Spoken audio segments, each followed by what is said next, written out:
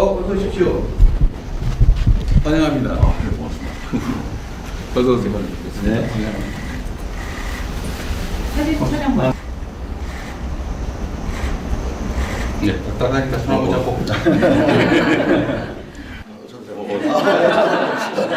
상관은 안 하죠. 네, 치겠습니다. 자, 하나, 둘. 네, 네, 네, 감사합니다. 갑니다. 앉으시죠.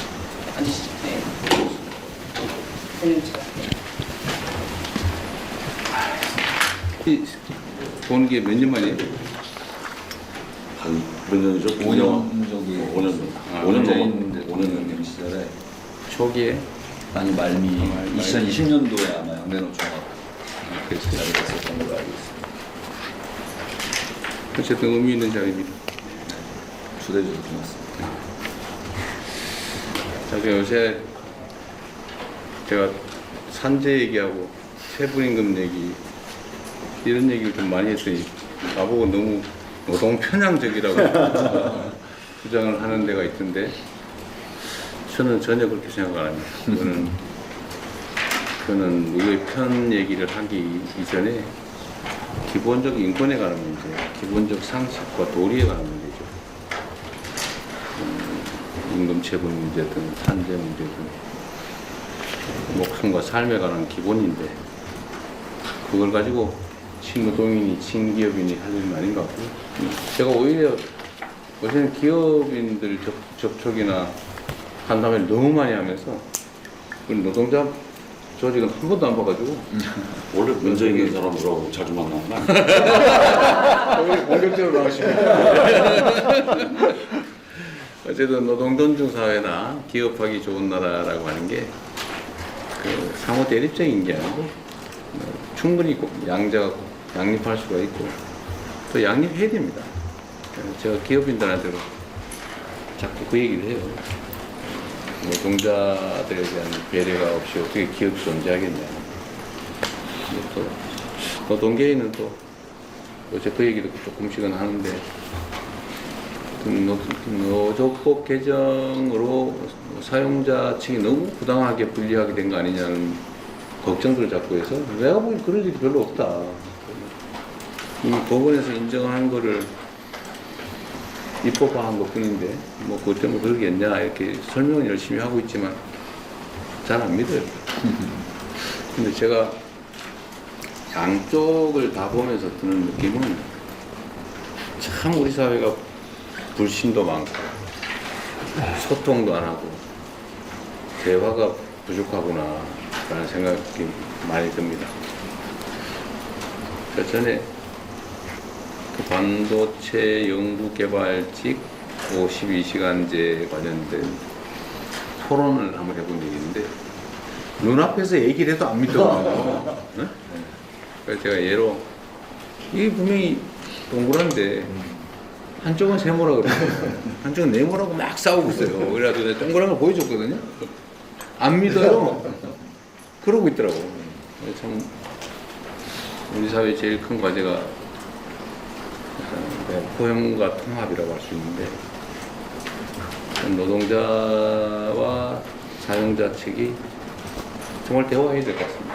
일단 대화를 해서 오해를 좀 풀고 어쩌면 있을지도 모르는 있다면 적대감 같은 것도 좀 해소하고 진지하게 팩트에 기반해서 입장 조정을 위한 토론을 많이 해야 됩니다. 또 자주 봐야 되고. 그래서 우리 민주노총도 중요한 결단을 어제 했다고 기사를 봤는데 네. 예상 바뀌었다고 국회가 하는 사회적 대화 거기 복귀하기로 하셨다면서요? 이제 이번에 처음 만드는 거라서요. 참여 여부에 대한 결정을 그렇게 했습니다. 근데 지금 경사노위도 지금 저희가 조직을 못하고 있는데 위원장도 선정을 못하고 그 문제도 좀 한번 같이 논의하면 좋겠어요.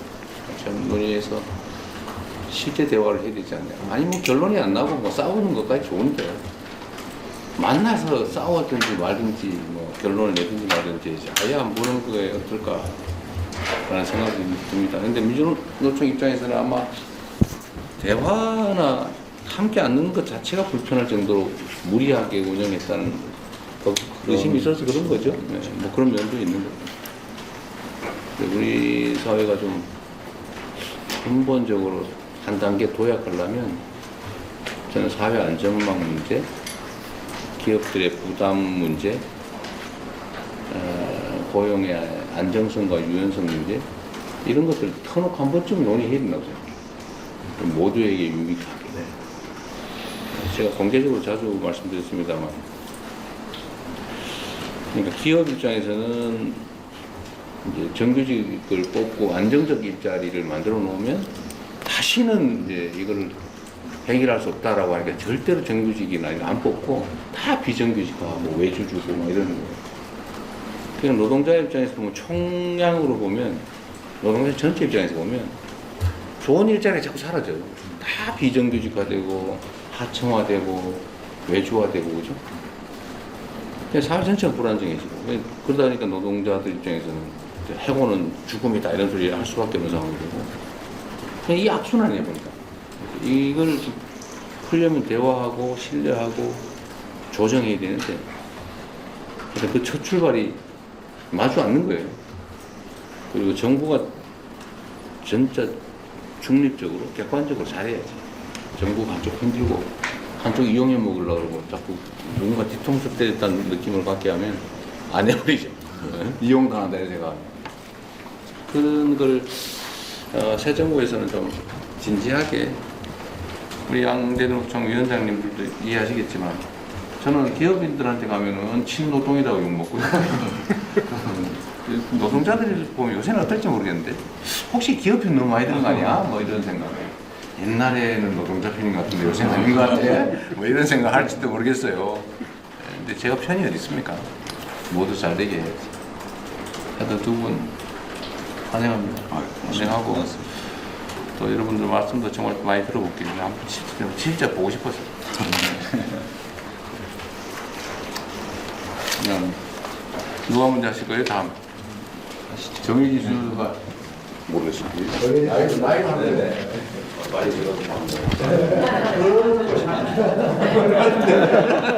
동방의 A지국이니까. 국정을 책임지시느라고 굉장히 바쁜 일정에도 초대해 주셔가지고 감사드립니다. 대통령이 6월 4일 취임하시고 오늘이 석 달째 되는 날입니다. 짧은 기간이었지만은 노동자의 생명과 안전이 우리 사회의 가장 중요한 가치로 자리매김되었고 노조법 2, 3조를 통해서 헌법상의 권리가 현실이 되었습니다. 최근 한미 정상회담의 성공적인 개최에 이르기까지 대통령님의 헌신적인 국정 운영에 감사드립니다. 이제는 긴 안목으로 회복과 성장의 시대를 준비해야 할 때입니다. IMF 이후 30년간 한국 사회 사회적 대화는 많은 성과와 한계를 축적해 왔습니다. 복합 위기와 거대한 전환을 극복하기 위해서는 경제 주체들의 과감한 결단에 기반한 대타협이 절실한 시기입니다. 한국노총은 이를 위해서 대통령님이 직접 각 경제 주체들을 모아서 일정 기간 동안의 수기 과정을 진행해 주시고 그 틀 안에서 사회적 대타협을 선언하자는 제안을 드립니다. 한국노총은 그 과정과 결정에 있어서 모든 사회적 책임을 다하겠습니다. 초고령 사회로 이미 진입한 한국 사회의 미래를 위해 65세 정년 연장은 단 하루도 늦출 수 없는 현실적 과제입니다. 이미 국회에서 민주당을 중심으로 노사정이 심도 있는 논의를 진행하고 있는 만큼 남은 하반기 동안에 입법에 이르는 성과를 낼 수 있도록 대통령실에 각별한 관심과 지원을 요청드립니다. 법정 정년 65세 연장은 주요한 국정의 과제이지만 한국노총은 현실적 여건을 고려해서 유연하게 협의에 임하겠습니다. 마지막으로 내년을 실질적 근로시간 단축의 역사적인 첫 해로 만들어보자는 제안입니다. 이를 위해서는 좀 더 과감한 주 4.5일제 시범사업의 도입이 필요합니다. 지불 능력이 부족한 기업들에게 지원금을 통해 노동시간 단축을 유도하는 것과 함께 병원이나 은행과 같이 노사 간 자율협약을 통해서 즉시 주 4.5일제 시행이 가능한 곳에 대해서는 정부가 나서서 최대한 권장하고 독려하는 역할을 해 주셔야 할 것 같습니다. 진짜 마지막입니다. 광장의 응원봉은 국민들에게 용기와 희망을 주었습니다. 이제 이재명 정부가 국민들의 삶이 구체적으로 변화하는 효능감을 줘야 할 때입니다. 대통령님께서 노동과 경제를 든든한 양날개로 삼는다면 대전환의 시기를 지혜롭게 이겨낼 수 있을 것이라 생각합니다. 한국노총도 그 길에 함께 하겠습니다. 초대해 주셔서 다시 한번 감사드립니다.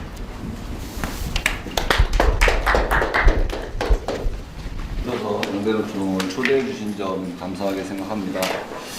이미 초반부터 노동자들 안전 문제에 대통령께서 직접 관심 갖고 역할하시는 모습에 노동자들 기대가 매우 큽니다. 특허 플랫폼 노동자성을 담보하지는 못했지만 노조법 개정 과정에서 정부가 적극적인 역할을 해주셔서 20년 만에 노조법이 개정될 수 있었습니다. 민주노총은 이재명 정부의 성공을 바랍니다. 광장의 힘으로 정권은 교체되었지만 반성 없는 내란 세력은 여전히 활개를 치고 있고 제1야당으로 여전히 건재하기도 합니다. 청년들은 일자리가 없고 노년층은 빈곤에 시달리고 노동자들은 산업재해로 쓰러지고 비정규직으로 고통받는 지금입니다.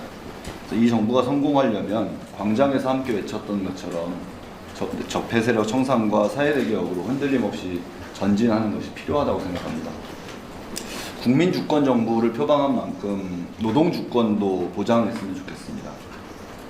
5인 미만 사업장 노동자들도 법의 보호를 받을 수 있어야 하고 특수고용 플랫폼 노동자도 예외 없이 노조할 권리가 튼튼히 보장될 수 있도록 그래서 스스로의 안전과 삶을 지킬 수 있도록 했으면 합니다.